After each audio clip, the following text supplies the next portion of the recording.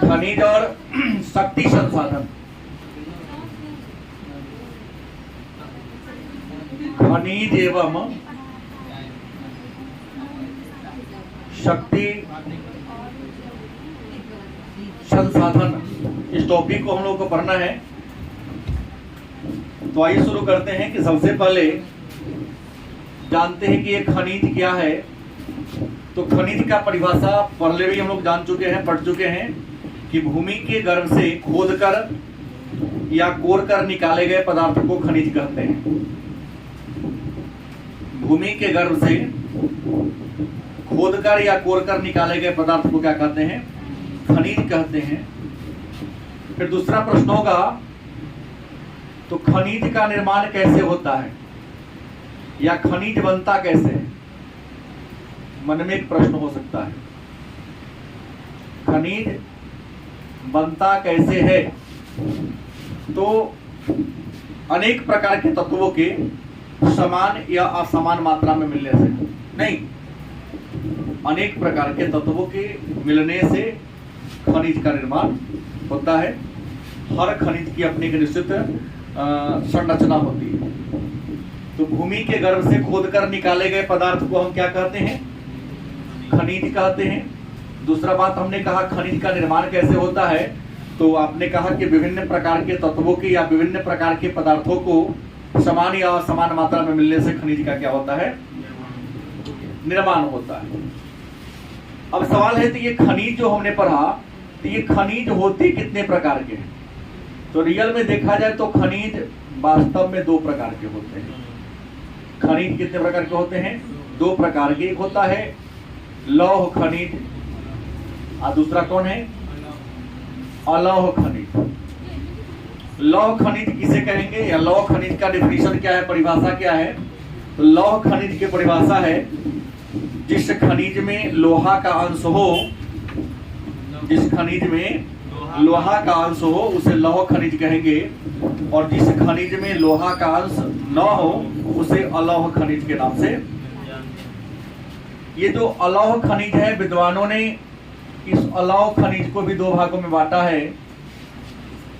अलौह का वर्गीकरण है कार्बनिक,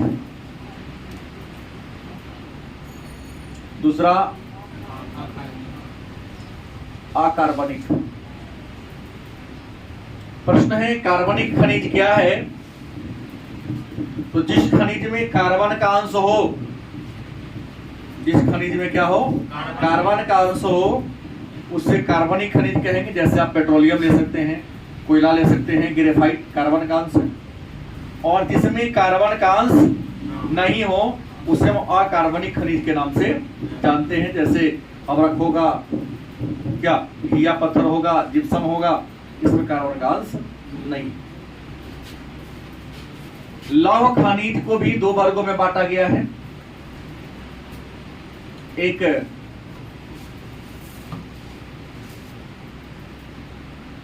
सॉरी, हमने उल्टा लिख लिया ना, उल्टा। यहां वर्गीकरण में आया, थोड़ा सा में गड़बड़ी हो गई। हमने खनिज का जो वर्गीकरण किया, ये खनिज रियल में दो प्रकार ये नहीं है, दो खनिज का दो प्रकार है। धात्विक और दूसरा क्या होगा? अधात्विक। जिस खनिज में धातु का अंश हो उसको धात्विक खनिज, जिसमें धातु का अंश ना हो। ये जो अधात्विक खनिज है, इसके दो प्रकार हैं। अधात्विक के दो प्रकार हैं, कार्बनिक और अकार्बनिक। और ये धात्विक खनिज के दो प्रकार हैं, एक में लौह और दूसरा क्या होगा? अलौह। लौह खनिज जिसे कहते हैं जिसमें लोहा का अंश हो। लौह खनिज का परिभाषा क्या होगा? जिसमें किसका अंश हो? लोहा का अंश हो उसे लौह खनिज कहेंगे, और जिसमें लोहा का अंश न हो उसे क्या कहेंगे? अलौह खनिज के नाम से जानते हैं। तो हमने ये जाना खनिज क्या है कि भूमि के गर्भ से खोदकर या कोरकर निकाले गए पदार्थ को खनिज कहते हैं। खनिज बनता कैसे है? तो प्रकृति में जो अनेक प्रकार के तत्व हैं उन तत्वों के आपस में मिलने से, नहीं, अनेक प्रकार के तत्वों को आपस में मिलने से खनिज का निर्माण होता है। खनिज दो प्रकार के, धात्विक और, जिसमें धातु का अंश होगा धात्विक खनिज कहेंगे, जिसमें धातु का अंश नहीं होगा उसे अधात्विक खनिज कहेंगे। धात्विक खनिज को सांद्रण करने से, साफ करने से धातु की प्राप्ति होती है। अधात्विक खनिज को आप जलाइएगा तो राख बनेगा। धात्विक खनिज के दो प्रकार है, लौह और अलौह। जिसमें लोहा का अंश हो लौह खनिज, जिसमें लोहा का अंश न हो अलौह खनिज। जिसमें कार्बन का अंश हो कार्बनिक, जिसमें कार्बन का अंश न हो उसे क्या कहेंगे? अकार्बनिक। अब सवाल है कि खनिजों का निष्कर्षण कैसे होता है? खनिजों का निकालने का कोई ना कोई तो तरीका होगा, ऐसा तो होगा नहीं। निष्कर्षण, खनिजों के निष्कर्षण का मतलब होता है कि भूमि के नीचे से खनिज को बाहर निकालना। क्या धरती के अंदर खनिज है तो उसको बाहर के निकालने का तरीका है। तो खनिजों के निष्कर्षण की अगर बात कहें तो खनिज का जो निष्कर्षण होता है वह तीन तरीका से होता है। खनिजों के निष्कर्षण की कितनी विधियां हैं? तीन विधियां हैं। पहला है खनन। क्या है? खनन। दूसरा है प्रवेधन। दूसरा क्या है? प्रवेधन। और तीसरा है आखनन। भूमि के गर्भ से खनिज को निकालने के कितने तरीके हैं? पहला क्या है? दूसरा क्या है? तीसरा क्या है? मन में प्रश्न होगा कि खनन क्या है या खनन कहते किसे? तो खनन का मतलब, आप लोग देखते होंगे अपने गांव घर के अगल बगल में मिट्टी की जब कटाई होती है तो जेसीबी वाला आता है या कुदाल वाला आता है, कुदाल से मिट्टी को काट कर कटला पर रखता है। तो कुछ ऐसे खनिज भूमि के ऊपर है, ज्यादा अंदर गहराई तक, मुश्किल से 5-7 मीटर नीचे गहरा है, तो कुदाल या जेसीबी मशीन से लाएगा, मिट्टी के ऊपर वाला सतह क्या कर देगा? हटा देगा, वहां से खनिज को प्राप्त कर देगा। तो मिट्टी के ऊपरी सतह को हटा दिए और आप खनिज को क्या कर लिए? प्राप्त कर लिए। देखिए क्या कहेंगे? खनन कहेंगे। क्या कहेंगे? खनन कहेंगे। और खनन दो प्रकार के होते हैं, याद रखें। खनन के कितने प्रकार हैं? खनन दो प्रकार से किया जाता है, या खनन के दो रूप हैं। पहला का नाम है विवृत खनन। क्या है? विवृत खनन। और दूसरा का नाम है कुपकी खनन। कुपकी खनन। तो खनन का डेफिनेशन हमने क्या जाना कि कुछ ऐसे चट्टान है जो कम गहराई में मिलते हैं, क्या कुदाल से या जो भी मिट्टी को काटने वाला उपकरण है उससे उसको ऊपर वाला हिस्सा को काट के हटा देते हैं, वहां से खनिज को प्राप्त करते हैं, खनन कहलाता है। खनन दो प्रकार के होते हैं। पहला कौन है? विवृत खनन। विवृत खनन में क्या होता है कि भूमि के ऊपरी वाला सतह को हटा दिए, खनिज को प्राप्त कर लिया। कुपकी खनन मतलब क्या? ज्यादा गहराई में चला गया, कुआं की तरह हमने क्या कर दिया? कुआं की तरह मशीन से या कुदाल से धीरे धीरे खनते गया। बाल्टी, पहले के समय जब मशीन नहीं आया था तो बाल्टी से लोग कैसे कुआं से पानी खींचता था वैसे निकालते गया। इसको हम कुपकी खनन, हमने कुआं की तरह सुरंग बना दिया और धीरे धीरे वहां से खनिज को क्या करते हैं? निकालते, उसको क्या कहते हैं? कुपकी खनन। फिर प्रवेधन। प्रवेधन का मतलब होता है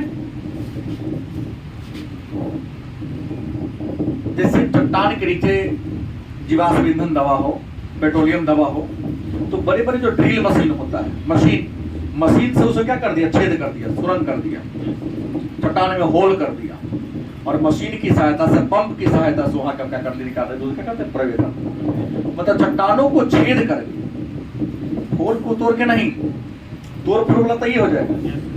चट्टानों को क्या करके? भेदन करके। जैसे समुद्र के अंदर मिलता है, समुद्र के अंदर जो पेट्रोलियम के भंडार मिलते हैं, तो वहां क्या होगा? प्रवेदन होगा ना। इस समुद्र के अंदर हम कुंभकी खनन करेंगे, संभव है? नहीं है। तो मशीन की सहायता से ड्रिलिंग किया जाता है, मतलब छेद चट्टान को फोड़ा जाता है, जैसे कैसे पाइप हालात है हैंड पंप, और वहां से निकाल लिए तो क्या करेंगे? प्रवेदन कहेंगे। और आखनन का मतलब यही होता है खन कर सीधे निकाल लेना।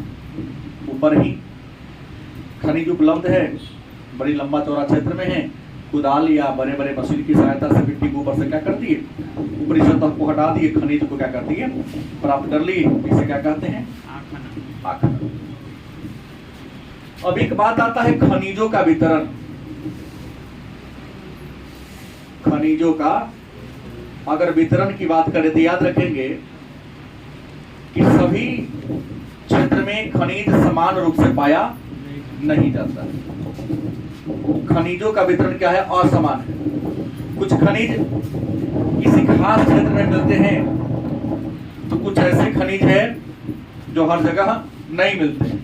मतलब खनिज का वितरण क्या है? असमान है। और एक खनिज की विशेषता है कि जो सस्ता है उसकी मात्रा ज्यादा है, और जो महंगा है उसकी मात्रा क्या है?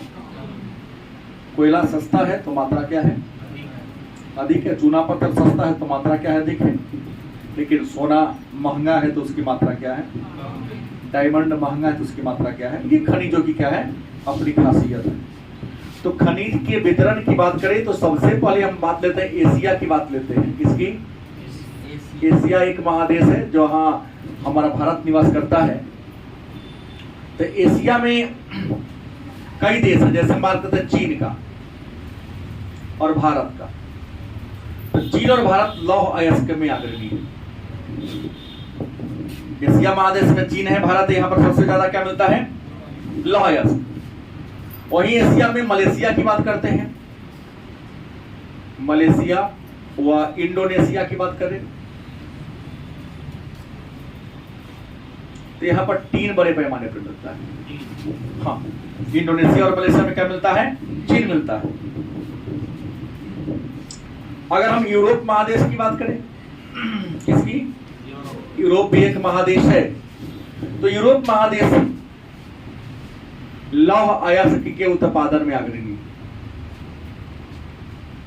जबकि यूरोप में ही रूस आता है। रूस तो एशिया में ही पड़ता है, लेकिन यूरोप वाला हिस्सा जो है वो लौह अयस्क के लिए क्या है? विश्व प्रसिद्ध है। आते हैं उत्तरी अमेरिका भी एक महादेश है ना? उत्तरी अमेरिका एक महादेश है, और उत्तरी अमेरिका महादेश में संयुक्त राज्य अमेरिका, कनाडा, मैक्सिको, ये सब देश हैं। तो उत्तरी अमेरिका महादेश में खनिज का 3 एरिया है। खनिज के कितने एरिया हैं? 3 एरिया हैं। पहला ग्रेट लेक। क्या है? ग्रेट लेक माने महान झील। महान झील कहाँ है? अमेरिका में। उस ग्रेट लेक महान झील के उत्तर में कनाडा पड़ता है, तो वहां बड़े पैमाने पर खनिज मिलते हैं। दूसरा है अपलेशियन पर्वत, है ना? अमेरिका में ही अपलेशियन पर्वत है, तो अपलेशियन पर्वत के इर्द गिर्द भी बड़े पैमाने पर खनिज पाया जाता है। इसके अलावा अमेरिका के पश्चिमी श्रृंखला, उत्तरी अमेरिका का महादेश के जो पश्चिमी हिस्सा में जो भाग है, यहाँ भी तांबा, यूरेनियम, सोना, निकेल बड़े पैमाने पर पाया जाता है। 4 में अगर हम दक्षिण अमेरिका महादेश की बात करें, दक्षिण अमेरिका में सबसे प्रसिद्ध देश ब्राजील है ना? ऐसे कई देश है, लेकिन ब्राजील उनमें सबसे ज्यादा प्रसिद्ध है। तो दक्षिण अमेरिका में भी एक देश है ब्राजील। ऐसे ब्राजील कहेंगे तो संसार में कॉफी के लिए फेमस है। क्या जी? ब्राजील कॉफी के लिए क्या है? फेमस है। लेकिन ब्राजील में उच्च कोटि का क्या मिलता है? लौह अयस्क मिलता है। उच्च कोटि का यहाँ क्या मिलता है? लौह अयस्क। और यहाँ का ही एक देश है चिली। नाम भी है चिली है, और मिर्ची की तरह चिली। विश्व का सबसे लंबा देश अगर कहिएगा तो चिली है। नाम भी चिली, मिर्चाई की तरह बहुत लंबा। चिली इतना लंबा कोई देश ही नहीं है, उतना पतला भी नहीं है। तो यहाँ जो चिली है और ये है, ये दोनों तांबा के लिए फेमस है। संसार में सबसे अधिक तांबा चिली में होता है और पेरू में होता है। 5वां महादेश अगर अफ्रीका की बात करें किसके बात करें? अफ्रीका की। तो अफ्रीका में हीरा सोना, हीरा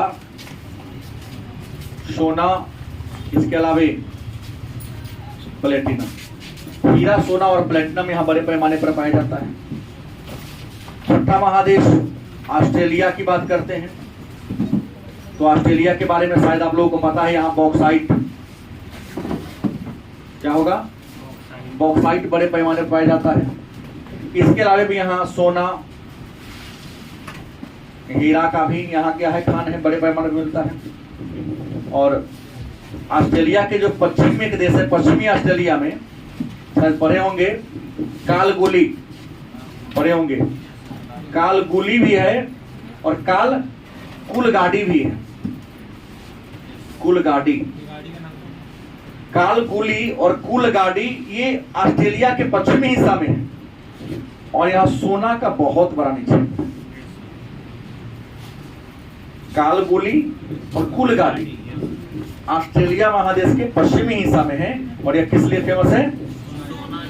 सोना के लिए। क्या है? तो ये विश्व में खनिजों का वितरण है।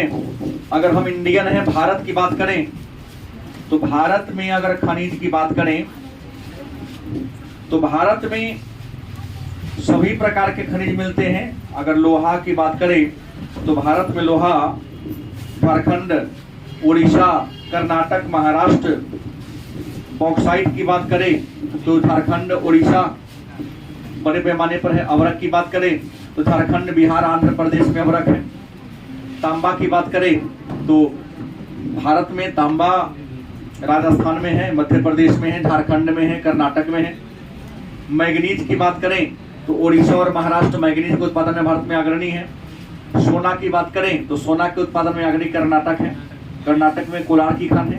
हालांकि बिहार में मुंगेर जिला में करमटिया की जगह है जहां पर बड़े पैमाने के पर सोना की प्राप्ति होती है। हालांकि इसको निकालने में थोड़ा महंगा पड़ता है, इसलिए सरकार इसको निकालने में ध्यान नहीं दे पा रही। बिहार में मत लाल है। नमक की बात करते हैं तो भारत में बड़े पैमाने पर नमक, और नमक का सबसे अग्रणी उत्पादक राज्य गुजरात है। गुजरात में तो नमक की ही खेती होती है, सबसे अधिक नमक गुजरात में होता है। तो ये भारत में सभी प्रकार के खनिज मिलते हैं। लेकिन एक बात ध्यान देने योग्य बात है कि भारत के केवल दक्षिण हिस्सा में ही इन खनिजों का विस्तार फैलाव है। दक्षिण भारत में चूंकि खनिज बड़े पैमाने पर मिलते हैं, सभी प्रकार के खनिज मिलते हैं, इसलिए दक्षिण भारत को हम लोग रत्न गर्भा कहते हैं। क्या कहते हैं? मतलब उसके गर्भ में रत्न बने खजाना क्या है, छुपा हुआ है।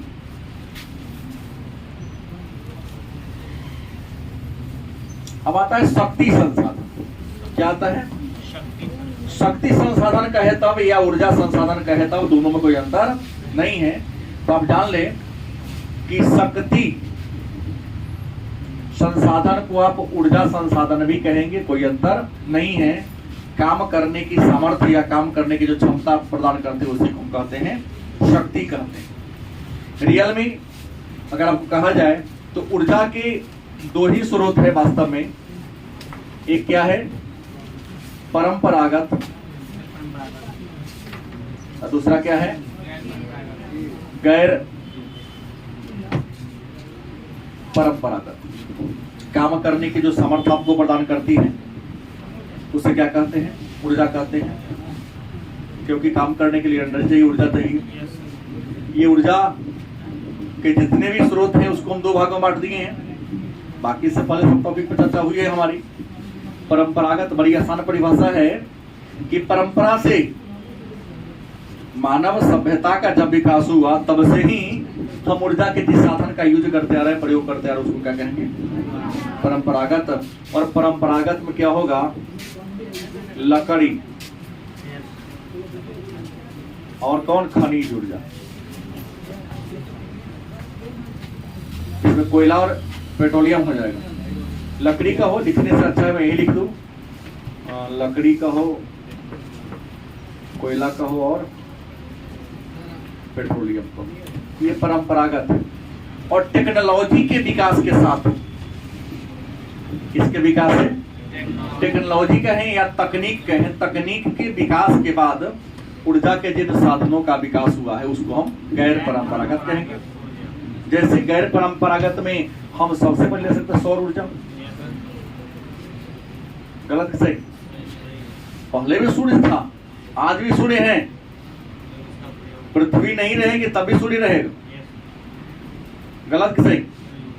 लेकिन सवाल है कि सूर्य की में जो ऊर्जा था उसको रिसीव करने की टेक्नोलॉजी मेरे पास नहीं। विद्वान आए तो सोलर प्लेट का निर्माण किए और अपने हिसाब से उसका वहां पर इकट्ठा करना शुरू कर दिए। सूर्य के माध्यम से जो ऊर्जा मिलता है उसको सौर ऊर्जा कहते हैं। इसके अलावा पवन ऊर्जा गैर परंपरागत में मैं चर्चा कर रहा हूं।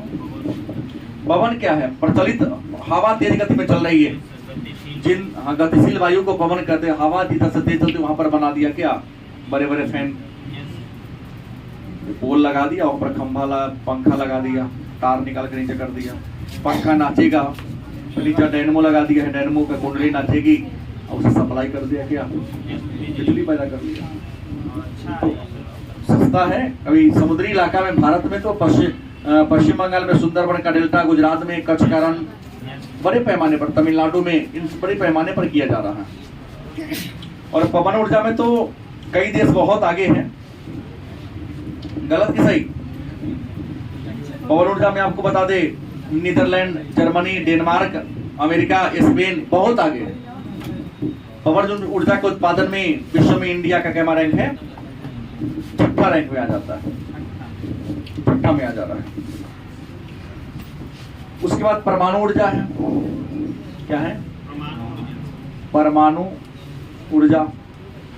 तो परमाणु खनिज है ना, यूरेनियम है, थोरियम है, प्लूटोनियम है। हालांकि सबसे ज्यादा यूरेनियम थोरियम का ही प्रयोग किया जा रहा है। प्रकृति में कई प्रकार के परमाणु खनिज है, लेकिन यूरेनियम थोरियम का यूज ज्यादा हो रहा है। तो यूरेनियम परमाणु ऊर्जा हमने कहा क्या किया? Uranium and thorium.